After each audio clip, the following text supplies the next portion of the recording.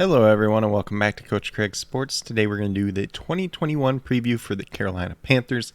I've already done the Baltimore Ravens and the Arizona Cardinals, so if you're interested in either one of those teams, be sure to take a look back at my previous videos. But without further ado, this is going to be the 2021 preview for the Carolina Panthers.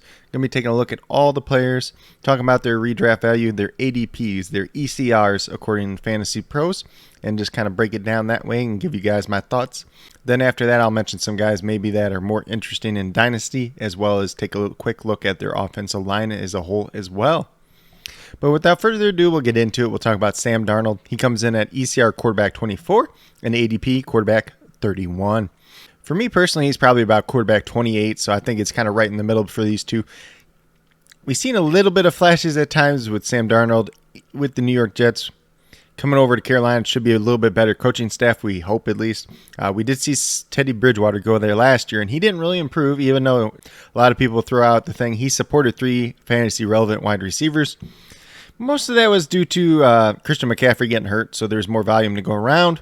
And then Curtis Samuel also had 32 points in the running game, too, to boost up his numbers. So not entirely because of Teddy Bridgewater. Still only had like 19 touchdowns.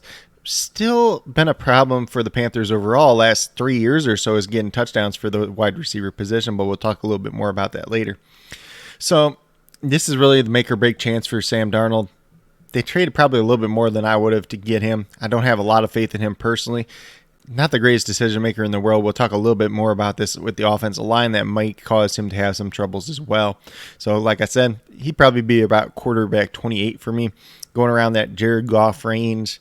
You know, that really low-end starter, if you're in a super flex league, if he's your quarterback 3, that's fine. But draft him as like a low-end quarterback 2 or anything like that, kind of like ECR, a little bit too high for me. Then we'll move over to the running back position, and this one's pretty much a no-brainer with Christian McCaffrey, obviously. So he's coming in at ECR running back 1, ADP running back 1, pretty much across all sites. So not much you could say about that. He's pretty much been the top guy on the board the last 3 years. So can't say too much more about Christian McCaffrey. You know, if he's healthy, he's going to be out there averaging 20-plus points a game pretty much every single game for your team. So if you have the 101 in your draft, it's a single quarterback league, definitely take Christian McCaffrey. We're going to move down to Mr. Tuber Hubbard after that. He's coming in at ADP running back 50, and then he's coming in at ECR running back 63. So I think the 63 is probably a little bit low on him. He's a very talented back. If he would have came out in the draft 2 years ago, he probably would have been one of the top 6 guys drafted in that very loaded running back class. He went back for the 2020 season, played banged up with an ankle, so he's one of those guys. He's your traditional handcuff role. So your Alexander Madison's, your Rashad Penny's. That's kind of where he's going around in ADP, so I don't really mind him there at all. ECR just has him a little bit lower. And, you know, if something would happen to Christian McCaffrey again, we saw the ankle injury, we saw the shoulder injury last year. Definitely a guy you'd like to have on your roster. So maybe if you're drafting Christian McCaffrey, you know, Tuber Hubbard, he's going in like the 13th round. Pretty good range to handcuff him if you already are the Christian McCaffrey owner, or if you're trying to take a shot on that handcuff. But definitely an intriguing option there. I think he's a guy for Dynasty too. I'd probably want him on a decent amount of my teams. You can typically get him on the 3rd round of rookie drafts. So if I'm a Christian McCaffrey owner, I'm still probably trying to grab him too. Because even though Christian McCaffrey did get that big contract, he's probably going to be the backup for the lifetime of that contract. Just the way I don't really see them bringing any other competition in as long as Tuber Hubbard's looking decent enough. So that's pretty much it for the running back position. We got some other guys there too. Your Trenton Cannons, your Reggie Bonifants, Rodney Smiths, guys that really shouldn't be owned in redraft or Dynasty unless we hear something. Otherwise, if one of them leapfrogs Tuber Hubbard on the depth chart. Then we'll move over to the wide receiver position, and this is definitely where we got some guys to talk about. We're going to start off with Mr. DJ Moore. So he's actually coming in at wide receiver 20 in ADP, and I believe wide receiver 18 in ECR. It's probably about where he should be, honestly. He's got that wide receiver 1 upside, but you're drafting him kind of like the middle of the wide receiver 2 range. Definitely makes some sense because that's kind of what we saw last year. If the role is similar to what it was last year, it's kind of like that safety net range. You're not trying to overdraft him. You're not trying to, and he's not really getting underdrafted either. I think there's definitely a lot of upside there, especially if Sam Darnold can make some strides forward and really show that he's a competent NFL quarterback. But with that being said, We don't really know if that's going to happen, so I think this is about the right range for DJ Moore, wide receiver 20 or so. Definitely an intriguing option there. In ADP, he's going right between Robert Woods and Cooper Kupp. I'd rather have both those guys this season, though. Then we move down to his teammate who had a breakout year, obviously, last year, Robbie Anderson. He's got some chemistry with Sam Darnold, but he is playing a little bit different role than he was with the Jets. They're not really using him quite as much as that deep threat, or at least that's the way it was last year. So he's going as wide receiver 35 in ADP and wide receiver 31 in ECR. So he is going as a low-end wide receiver 3. And I think that's pretty safe territory to target him too, because if he can kind of repeat what he did last year, he's probably about high-end wide receiver 3 range, maybe a low-end wide receiver 2. Just those touchdowns have really been what holds both these wide receivers back, DJ Moore and Robbie Anderson. Don't know if it's just a Carolina Panthers thing or the quarterback play that they've had. If either one of them can get the touchdowns this season, definitely going to help boost them up and probably put them up into that next tier of wide receivers. But I think both of them, where they're going right now in drafts, a pretty good spot to target both of them, honestly. Then we move down to Terrace Marshall Jr., the rookie wide receiver out of LSU. He is going as wide receiver 71 in ADP and wide receiver 80 in ECR. So this is a guy that a lot of people, if you're on fantasy Twitter, they are super excited about Terrace Marshall Jr. They think there's been even people going as far as calling him the next Justin Jefferson this year. He is not the same player that Justin Jefferson is. He's got 2 guys ahead of him already for targets at the wide receiver position. Then he also has Christian McCaffrey. We're also assuming in that case that he wins the wide receiver 3 job over veteran David Moore, who they brought in from the Seattle Seahawks. Don't know if that's going to happen right away, but I get why people are excited. He's coming in with his former offensive coordinator, Joe Brady, a good wide receivers coach in Frisman Jackson. Looks great for Dynasty. Word to the wise, caution, something that I've been talking about. Joe Brady could leave and be a head coach next year somewhere else. And Frisman Jackson did have an interview with the Atlanta Falcons as an offensive coordinator position this past offseason. So both those 2 coaches could be gone, and I think Terrace Marshall Jr. was a guy that really needed good coaching staff and good support around him. So if those guys are gone, people that he's comfortable with, people that have really proven that they can, make an impact on guys like him. And if somebody else comes in and it's not the right fit, there's a chance we see Terrace Marshall Jr. go to the wayside for his career. He is a very talented player, but getting the most out of that talent from a guy that kind of coasted at LSU is going to be the major storyline for his career. A guy that I'm looking to buy in Dynasty, probably mid-second round of your rookie draft picks. Not trying to invest too much in him at this point in time, but if you really want that upside, you can go ahead and get him. But for the 2021 redraft season, he's not really a guy I'm looking at grabbing. He's probably going to be there late rounds of your draft on waiver wires. So if he pans out, first couple of weeks, you can pick him up on waivers, no big problem.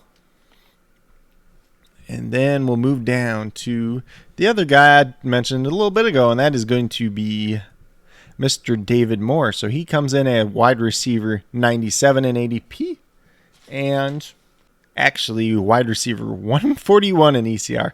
So apparently the experts think this is going to be Terrace Marshall Jr.'s job, or David Moore's just not going to have much of a role on the team either way. Probably not a guy you're drafting on your teams. Leave him on waiver wires, but if something happens to one of the top 2 wide receivers, he could get a little bit more run. He definitely has that experience in the NFL level. Looks like they could be using him as a punt returner as well, so a little bit of versatility there. He's the guy, he's had flashes in the past, probably better for like a best ball or a DFS setting. Not a guy that I'm drafting, but if the opportunity presents itself on waivers, you can definitely target him.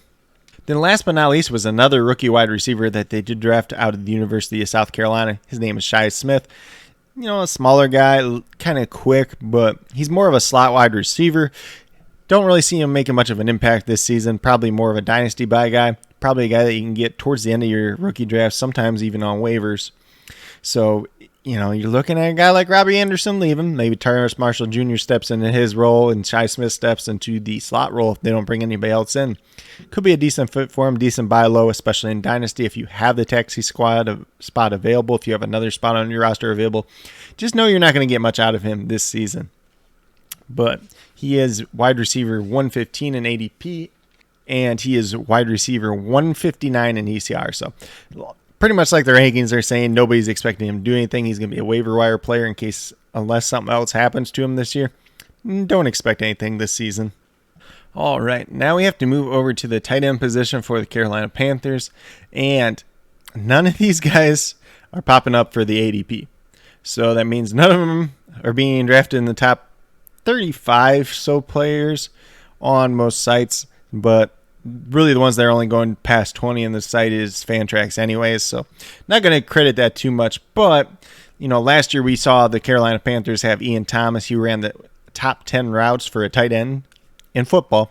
He gained 2.2 yards of separation on routes run, and he still had one of the worst targeted percentage among all tight ends in the NFL last season. So is it a product of him? Is it a product of the system?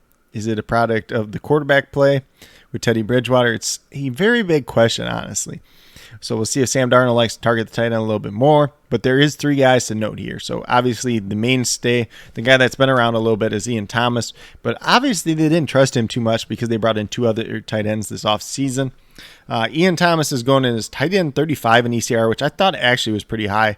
He's not really a guy I'm looking at owning in any format, whether it's redraft or dynasty. I think he's kind of ran his way out of town pretty much, essentially. He's still a decent blocker. He's a decent tight end, actually, by the metrics at least, but he just hasn't been utilized. And then Dan Arnold comes over. Not really known as a blocking tight end, more of a vertical threat from that tight end position. We'll see if they use him.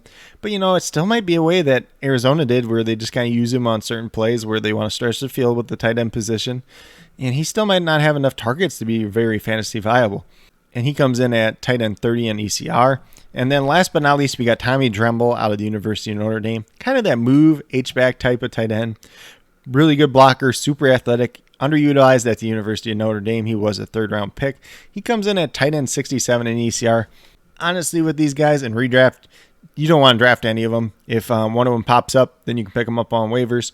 Talking from a dynasty perspective, Tommy Tremble is probably the one to own, and you can probably get him in 4th round of your rookie draft, sometimes even on waivers. But he's that guy that has the athletic upside. He's a pretty good blocker, so if everything pans out right for him, definitely got to check out. But with that being said, we're going to move over to the depth chart real quick, see if we missed anybody from a dynasty's perspective, and as well as talking about the offensive line. So these extra wide receivers, not really interested in, your Brandon Zalstras, your Omar Bayless. I know some people do like him, but not really too interested in those guys. I think the top 5 that we already talked about are the top 5 that we need to talk about. Talked a little bit about the other running backs that they have on the roster, not really interested in them besides Tuber Hubbard.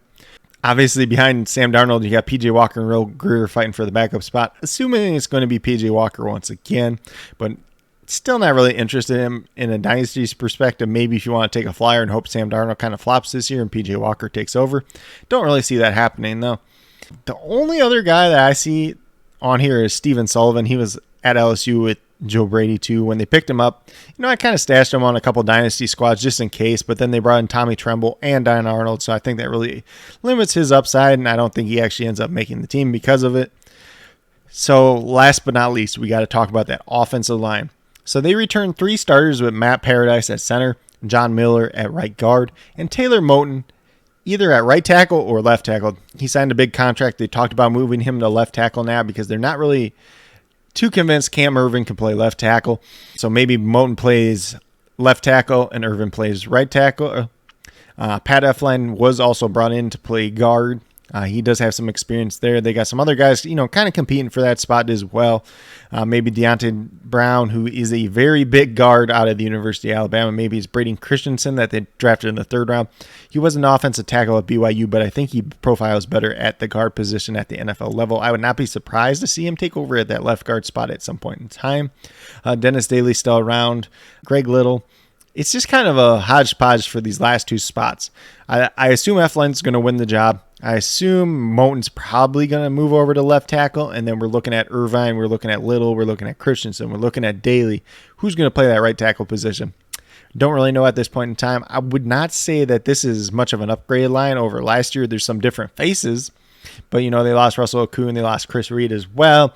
Reed wasn't too great, and Okun was hurt half the year, and they kind of had that hodgepodge behind him as well.